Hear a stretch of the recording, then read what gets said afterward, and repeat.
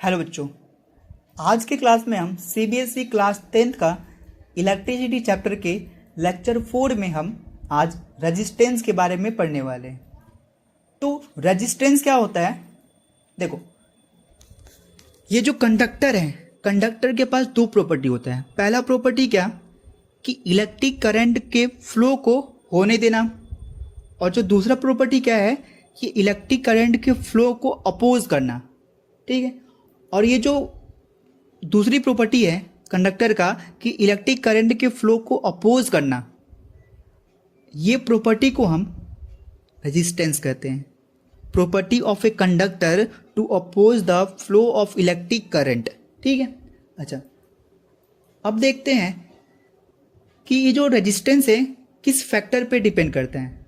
ठीक है, तो ये डिपेंड करता है लेंथ पे, एरिया पे और मटेरियल पे। मटेरियल के प्रॉपर्टी बोल सकते हो, मटेरियल के प्रॉपर्टी पे, जिसे हम रेजिस्टिविटी भी बोलते हैं।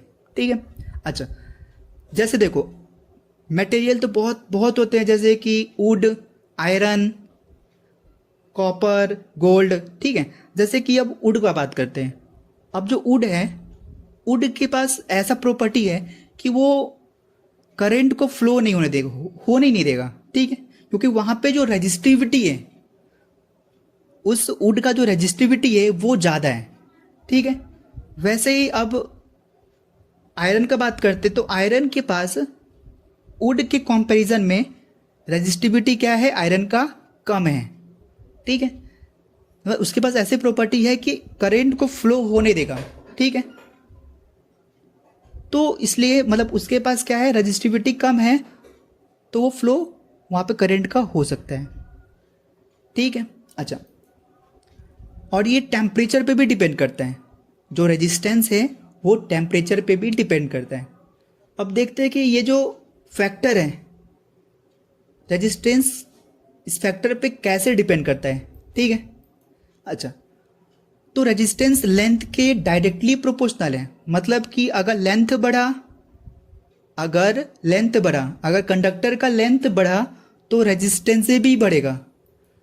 अगर एरिया बढ़ा, मतलब वायर का अगर एरिया बढ़ा तो रेजिस्टेंस घटेगा, क्योंकि इसके डायरेक्टली प्रोपोर्शनल है, इन्वर्सली प्रोपोर्शनल है, सॉरी।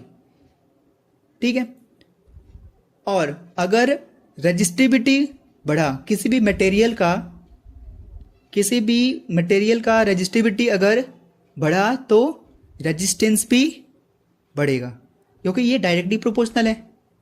अच्छा, अब जो तो हमारा जो फॉर्मूला बन जाएगा वो क्या बनेगा, R is equal to rho L by A. ये जो रेजिस्टिविटी को डिनोट करने का जो सिंबल है उसे बोलते हैं रो। तो फॉर्मूला क्या बन गया, resistance is equal to rho length upon area. ठीक है, और इसका जो SI यूनिट है वो है ओम। ओम है ना, ओम। अच्छा, यहाँ तक की बात समझ में आ गया।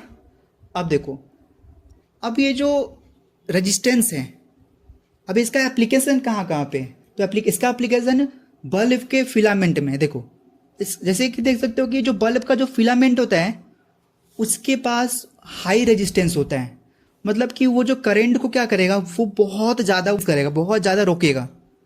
ठीक है, वो करंट को बहुत ज़्यादा रोकेगा। जितना ज़्यादा वो करंट को रोकेगा उतना ज़्यादा हीट होगा, और जितना ज़्यादा हीट होगा उतना ज़्यादा लाइट निकलेगा। ठीक है, अच्छा, वैसे ही इसका एक और एप्लीकेशन है हीटर और आयरन। ठीक है, हीटर में जो वायर होता है ना, हीटर में जो वायर होता है वो ऐसा होता है कि उसके पास हाई रेजिस्टेंस वायर होता है, निक्रोम। ठीक है, और ये जो वायर है, ये वायर बहुत ज़्यादा हीट होगा, क्योंकि क्या करेगा, ये रेजिस्टेंस वायर है, मतलब ये वायर क्या करेगा, रेजिस्ट करेगा, करंट के फ्लो को रेजिस्ट करेगा, और जितना ज़्यादा वो रेजिस्ट करेगा उतना ज़्यादा वो क्या होगा, हीट होगा। ठीक है, वैसे ही आयरन में भी होगा। ठीक है, आई होप आज का जो लेक्चर है आपको समझ में आया होगा।